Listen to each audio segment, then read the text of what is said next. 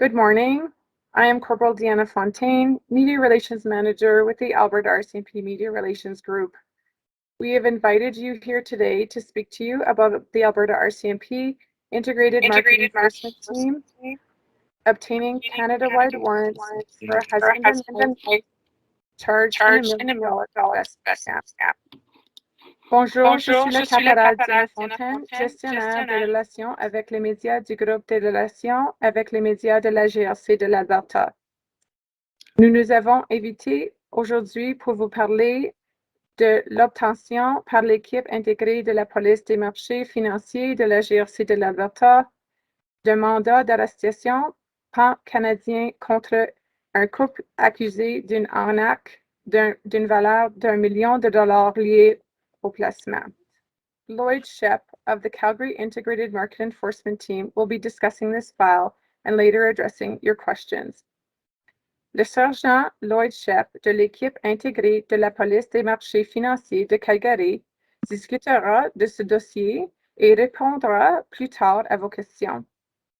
Sergeant Lloyd Shep will now deliver his speech. Le sergent Lloyd Shep prononcera maintenant son discours. Lloyd? Good day, everyone. My name is Sergeant Lloyd Shep, and I am with the Alberta RCMP Integrated Market Enforcement Team. Our unit investigates serious criminal code capital market fraud offenses that are of regional or national significance and threaten investor confidence or economic stability in Canada. Thank you for the opportunity to share information with you today about recent charges that have been laid by Alberta RCMP Federal Policing and subsequent Canada-wide warrants that have been issued. Following a complex investigation, the Alberta RCMP Integrated Market Enforcement Team have obtained a Canada-wide warrant for a husband and wife who are believed to have operated a fraudulent investment company identified as Family First Dynasty Inc. in Millarville, Alberta. IMET's investigation uncovered a scheme that allegedly defrauded clients out of their finances and resulted in over $1 million lost by victims.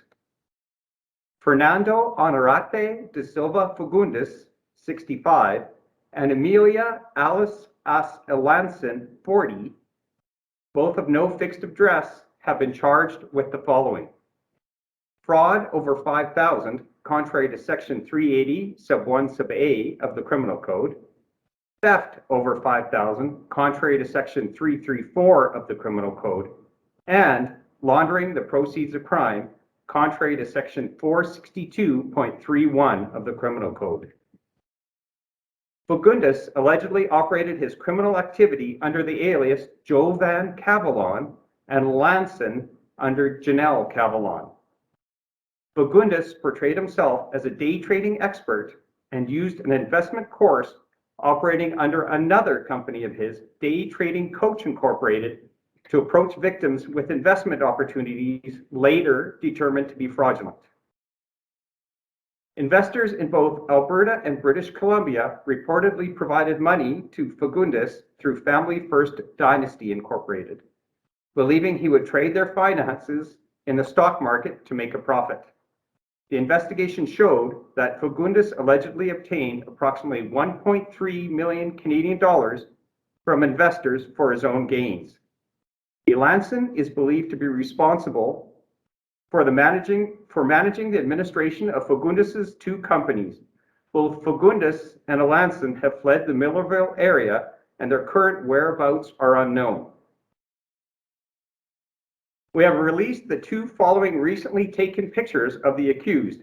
Fagundes has utilized several different aliases, so changes to his outward appearance are definitely a possibility, including the use of mobility aids due to a potential health incident. The Alberta RCMP was able to successfully lay charges in this investigation through collaboration with the Forensic Accounting Management Group, Financial Transaction and Reports Analysis Centre of Canada, Public Prosecution Service of Canada, Specialized Prosecution Service of Alberta, Alberta Securities Commission, Ontario Securities Commission, Financial and Consumer Affairs Authority of Saskatchewan, and the U.S. Federal Bureau of Investigation.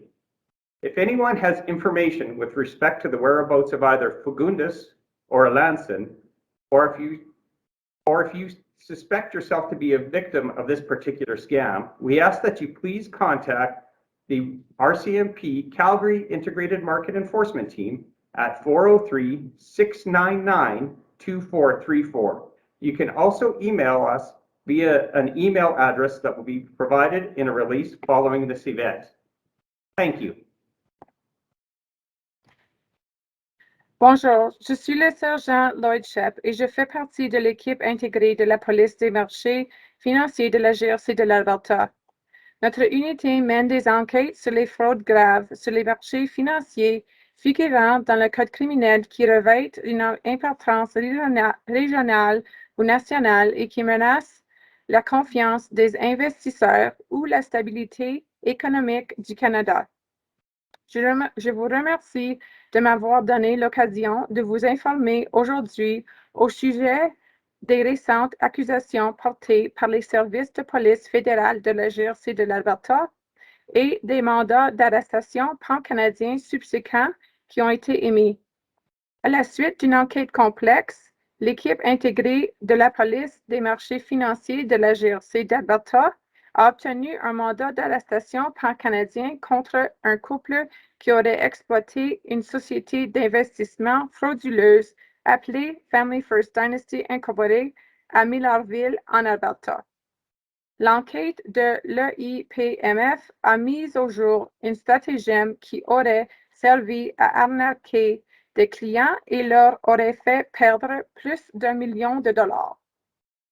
Fernando Honorate de Silva, Fagundes, 65 ans, et Emilia Alas-As Elansin, 40 ans, tous deux sans domicile fixe, ont été accusés des infractions suivantes. Fraude de plus de 5 000 $ en contravention de l'alinéa section 381 sub A du Code criminel, vol de plus de 5 000 $ en contravention de l'alinéa 334 sub A du Code criminel, recyclage des produits de la criminalité en contravention de l'article 462.31 du Code criminel. Fagundes se serait livré à ses activités criminelles sous le pseudonyme de Jovan Cavaillon et Elansin sous celui de Janelle Cavaillon. Fagundes s'est présenté comme un spécialiste de la spéculation sur séance et a utilisé un cours d'investissement donné par une autre de ses entreprises, Day Trading Coach Incorporated, pour aborder ses victimes en leur proposant des possibilités d'investissement jugées frauduleuses par la suite. Des investisseurs de l'Alberta et de la Colombie-Britannique auraient versé de l'argent à Fagundes par l'entremise de Family First Dynasty Inc, car ils croyaient que celui-ci placerait leur argent en bourse afin de leur faire réaliser un profit. L'enquête a démontré que des investisseurs auraient versé à Fagundes 1,3 million de dollars canadiens, fonds que l'accusé aurait utilisés pour son profit personnel. On croit qu'Elansin est responsable de la gestion de l'administration des deux entreprises de Fagundes.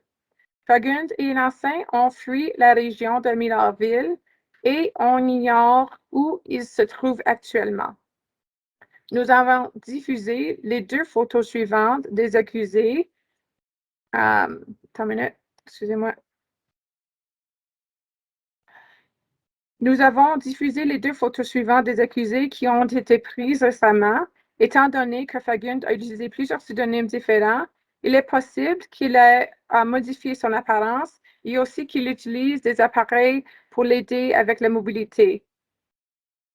La GRC de l'Alberta a réussi à porter des accusations dans le cadre de cette enquête grâce à une collaboration avec le groupe de gestion juricomptable, le Centre d'analyse des opérations et déclarations financières du Canada, le Service des poursuites pénales du Canada et les poursuites spécialisées de la province de l'Alberta, de l'Alberta Securities Commission, de la Commission des valeurs mobilières de l'Ontario, de la Financial and Consumer Affairs Authority de Saskatchewan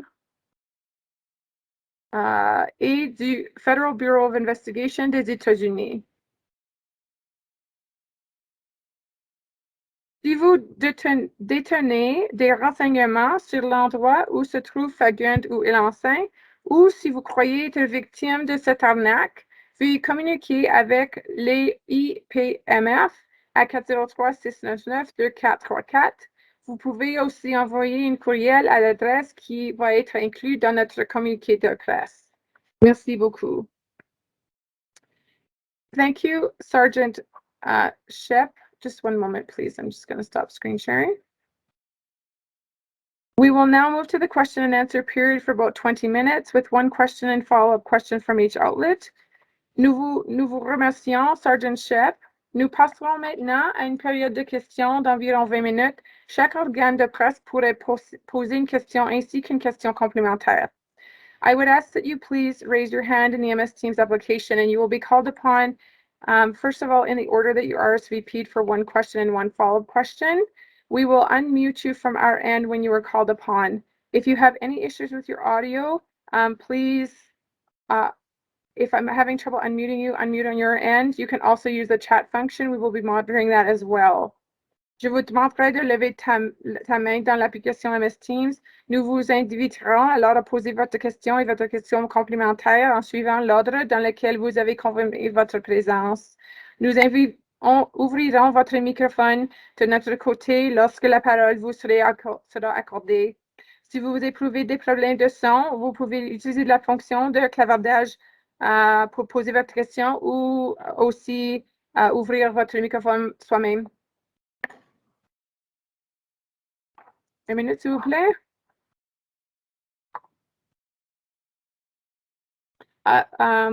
We will start with Connor Gunn from Lethbridge News Now. On va commencer avec Connor Gunn de Lethbridge News Now. If I can find you, Connor. Actually, I have to make a correction. We cannot unmute you, so please do unmute yourself and pose your question, please.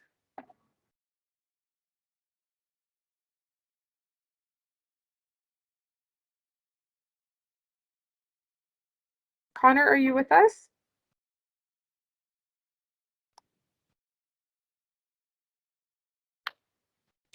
Hi there. Can anyone hear me? Yes, we can now. Okay. I didn't really have any questions, but I was just wondering if you have any sort of leads or any sort of witnesses that you may know of their location. At this point in time, we don't have any leads as to their whereabouts in Canada, and that's one of the main reasons we've issued a Canada-wide warrant. So we're looking for, I guess, your assistance to spread the news so that we can get this spread across. He's, as you've known, the number of, I guess you'd say the number of units that have cooperated with us, the number of organizations that he's traveled across the country and done this type of activity before. So he could be anywhere in Canada.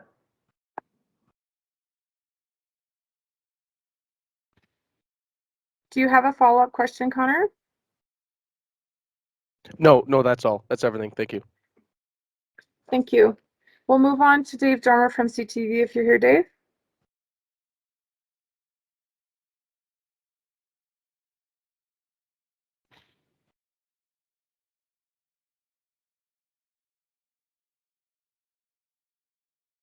If not, we will move on to James Keller from Globe and Mail. I do see your hand up, James. Hi, thanks. I'm just wondering if you can provide a bit more detail on just the mechanics of the scam. I mean, how many victims are we talking about? How did they find their victims? How did it work? I mean, just, yeah, I know you've described kind of in very broad terms, but if we can get a bit more detail about what they're actually alleged to have done. So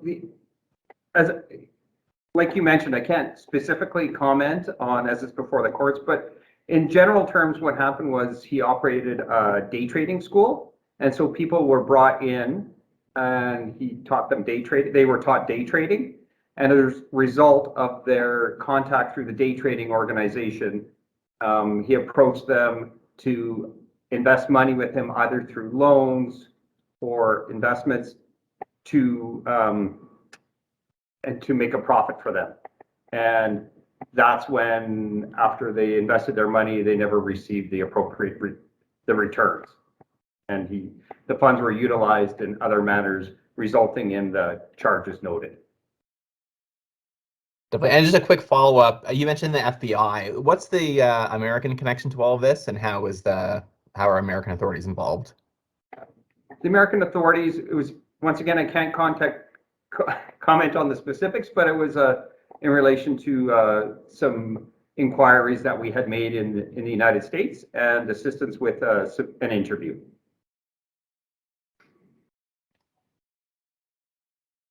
Thank you, James. We will move on if Jackie Sunquist is here from CBC Edmonton.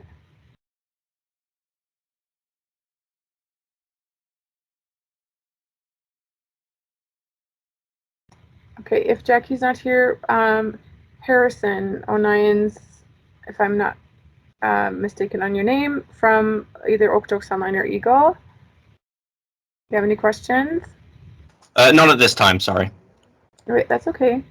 Lauren Hines from Western Wheel.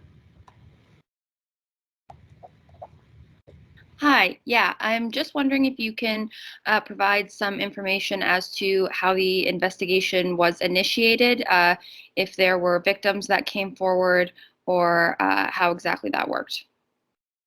So the investigation started out with complaints at the Turner Valley RCMP detachment, and as a result of the complex nature of the investigation and the threat to the economic integrity of Canada and Albertans, it was forwarded to our section for further review, and as we determined and met our mandate of the integrated market enforcement team, we took on the investigation. And as you can understand, these investigations are very complex and lengthy in nature, so we utilized the expertise provided by our unit to take this one. Sure, and just one follow-up.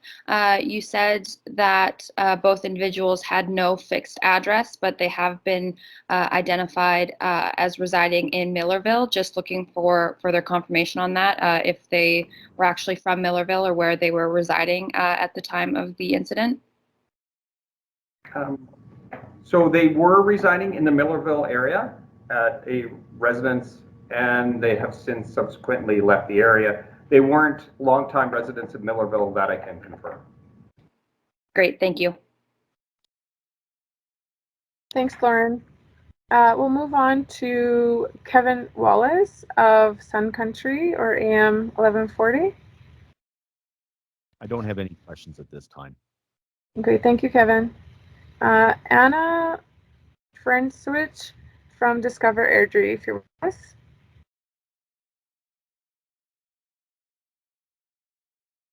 Oh, I don't know if you saw her question in the chat. I will read it. It says, good morning. My question is, can you confirm whether there are any victims in the Airdrie, Carstairs, Balzac, and Calgary area? And if so, can you please verify the amount of money lost by victims in said area? I'll give her a follow-up question after. I can't confirm the amount lost due to specific investors in different areas, but I can confirm that the investors were from Alberta and British Columbia, and there were, as the complaint initiated out of the Turner Valley area, it was Millarville was where the first incidences of this were reported. Thank you. Her follow-up question would have been, what advice or warning can you offer Canadians so they do not fall prey to these types of scams? That is an excellent question.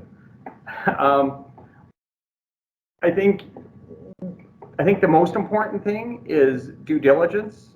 In this case, high returns were offered. So one of the things you have to consider is the amount of return that you're getting, and is it realistic to the market in general, I guess you would say. So, and other things, even though the return may be more realistic in other investment scams, you really have to double check and do background checks on who you're investing with. Do they have a brick and mortar presence? You know, can you actually follow up who's their who's the background behind them. Like, is it a legitimate company? And just be super careful. So there's so much more I could answer to that, but those are kind of the generals. It's just check and recheck and check once again, and look at the various Securities Commission websites, Canadian Anti-Fraud Center. There's various things you can do, but we just really ask the people who do due diligence. Thank you. So next we'll move on to Ken McGilvery with Global.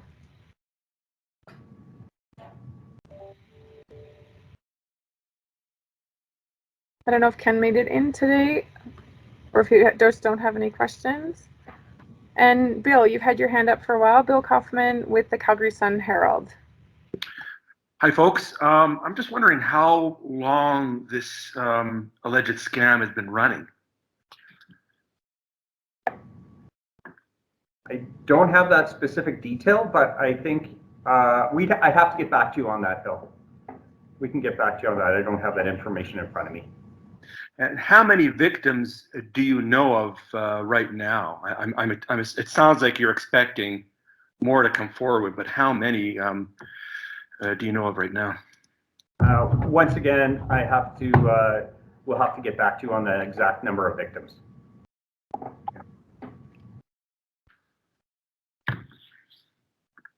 Do you have a follow-up question, Bill? Oh, those were two, but Oh, sorry. I guess I would ask how complex do you think this, how sophisticated and complicated was this scheme? Well, that's a good question. I think it was fairly sophisticated. It appears he's been doing this in different locations across Canada, so it's fairly well refined. It appears that the day trading coaching course was the legitimate portion of this, and so that's how he first gained his interaction with individuals. And then the other side, where he offered to invest their money, that was the fraudulent side of the business. Thank you. Moving on to Brendan Neufeld from CHQR. I'm not sure if you're with us or if you have any questions. No questions. Okay, thank you, Brenda. And moving on to Brent Calver from Okotoks Today.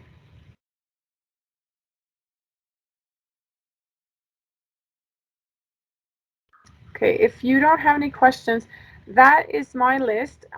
We did have a few latecomers and some challenges with our Outlook this morning. So have I missed anyone who's in our lobby on the conference? And we have a bit of time, so if anyone has any lingering questions, please do, if you want to raise your hand or unmute, go ahead. Do just unmute and join us, Bill, with your question.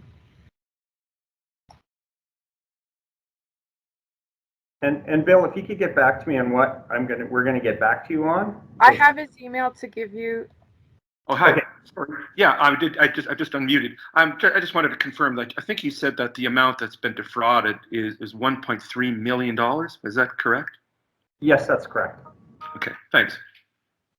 So we've got a couple other hands. So if you, we'll go with, just bear with me for a moment here, please. It's hard for me to tell. I believe Anna is in that mix. And then we'll move on to the next one. I think we have James and Anna. So go ahead, Anna. Oh, you've got a written question. Just bear with me for a moment. So your question was, can we receive copies of the photos? Absolutely. So just to inform you guys, we will be sending a news release following this media avail that will have links to Dropbox location with the photo, the wanted posters, and whatever we gave you during this media avail, so that you'll have all of the information that was provided here today. And then I believe, James, you do have a question. James Keller.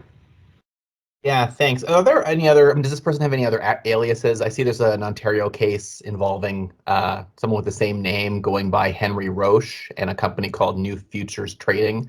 Can you confirm that if that's the same person? And again, are there any other additional aliases that Fernando was using, may have been using? Yes, We've managed to locate approximately at least 11 other aliases that he's utilized. So we're assuming right now that he may be using something new on, but there were at least 11 other aliases that were utilized by Fagundes. And is there a criminal record or securities fraud record in any other jurisdictions? Not that I'm aware of. Not in any. And that's something that we wouldn't be able to speak to the past. It's okay. I'll help you out here, Lloyd. We wouldn't be able to speak to in detail for privacy reasons here, but we're looking to focus on getting these individuals faces out there to get the help of the public to try and prevent this from continuing. Thanks. We've got a couple of minutes. Any lingering questions before we close the conference? Go ahead, Bill.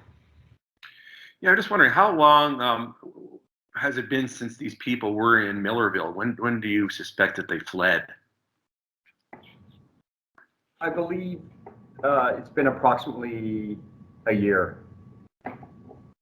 Like I said, this was actually a fairly quick investigation as far as the integrated market enforcement team goes, but I believe they've left the area approximately a year ago. I can get you more of a timeline on that.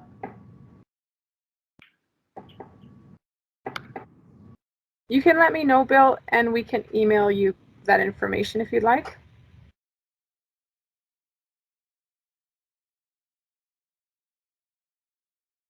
You can always fire me off an email. If that's all the questions, I'll give you guys a second to respond. Thank you, everyone, for your questions and your participation. The question and answer period is now over and the conference has ended. Merci tout le monde pour vos questions et votre participation. La période des questions est maintenant terminée, ce qui clôt la conférence.